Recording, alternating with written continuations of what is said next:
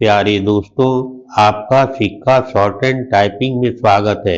यदि आप चैनल पर नए हैं तो चैनल को सब्सक्राइब करें। स्किल टेस्ट देने वाले विद्यार्थियों को सलाह दी जाती है कि वह चैनल पर दी जा रही प्रत्येक डिक्टेशन को बार बार लिखें और ट्रांसक्राइब करें। डिक्टेशन 5 सेकंड बाद स्टार्ट हो जाएगी। स्टार्ट। जानलेवा जल। देश के सबसे स्वच्छ शहर का दर्जा रखने वाले इंदौर में दूषित पेयजल से 14 लोगों की मौत हो जाना बहुत ही आघातकारी और शर्मनाक घटना है। यह स्वच्छता के मानकों पर सवाल खड़े करने के साथ ही नगर निगम के नाकारापन को बयान करने वाली एक ऐसी घटना है जो देश की छवि भी मलिन कर रही है। इंदौर के भागीरथपुरा में दूषित पेयजल की आपूर्ति इसलिए जानलेवा साबित हुई क्योंकि सीवर की गंदगी पीने की पाइपलाइन में चली गई और फिर वह घरों तक पहुंच गई। यदि दूषित पेयजल आपूर्ति की शिकायत पर तत्काल ध्यान दिया गया होता तो इस भयावह त्रासदी को रोका जा सकता था, लेकिन जैसा कि अपने देश में होता है, गंदी जलापूर्ति की शिकायतों पर तब तक ध्यान नहीं दिया गया जब तक लोग मरने नहीं लगे। 14 लोगों की मौत और 1000 से अधिक लोगों के बीमार होने और इनमें से 100 से ज्यादा लोगों के अस्पताल में भर्ती होने से यह सहज ही समझा जा सकता है कि कितने अधिक जहरीले जल की आपूर्ति हो रही थी।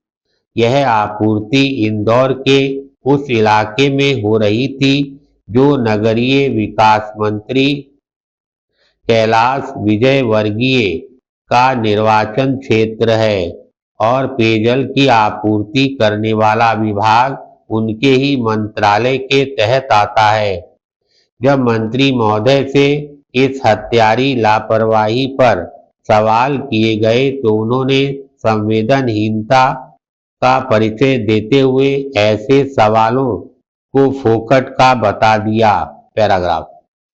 इससे संतुष्ट नहीं हुआ जा सकता कि चौतरफा आलोचना से घिरने के बाद कैलाश विजयवर्गीय ने खेद जता दिया क्योंकि उनकी वह संवेदनहीनता तो प्रकट हो ही गई जो ऐसी घटनाओं का कारण बनती है। यह भी संतोषजनक नहीं कि इंदौर नगर निगम के संबंधित अधिकारियों को निलंबित कर दिया गया क्योंकि एक तो निलंबन कोई सजा नहीं और दूसरे इसमें संदेह है कि ऐसे उपाय किए जा सकेंगे जिससे फिर कभी दूषित जलापूर्ति ना हो सके। यह समझा जाए तो अच्छा कि स्वच्छ पेयजल की आपूर्ति केवल इंदौर नगर निगम को ही सुनिश्चित नहीं करनी क्योंकि देश में आमतौर पर पेयजल की गुणवत्ता संतोषप्रद नहीं। इसका प्रमाण ये है कि लोगों को स्वच्छ पेयजल के लिए आरओ आदि का सहारा लेना पड़ता है या फिर पीने का पानी खरीदना पड़ता है। ऐसा इसलिए है क्योंकि एक ओर जहां पेयजल की गुणवत्ता के मानकों की अनदेखी होती है, वहीं दूसरी ओर और टूटी फूटी पाइपलाइनों की सुधि मुश्किल से ही ली जाती है। इसका परिणाम ये है महानगरों तक में गुणवत्ताहीन पेयजल की आपूर्ति होती है। इसके चलते प्रतिवर्ष टाइफाइड, हेपेटाइटिस और हैजा जैसी जल जनित बीमारियों के लाखों मामले सामने आते हैं।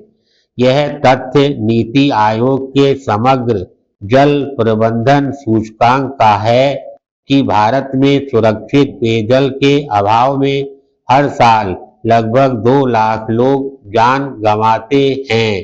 धन्यवाद।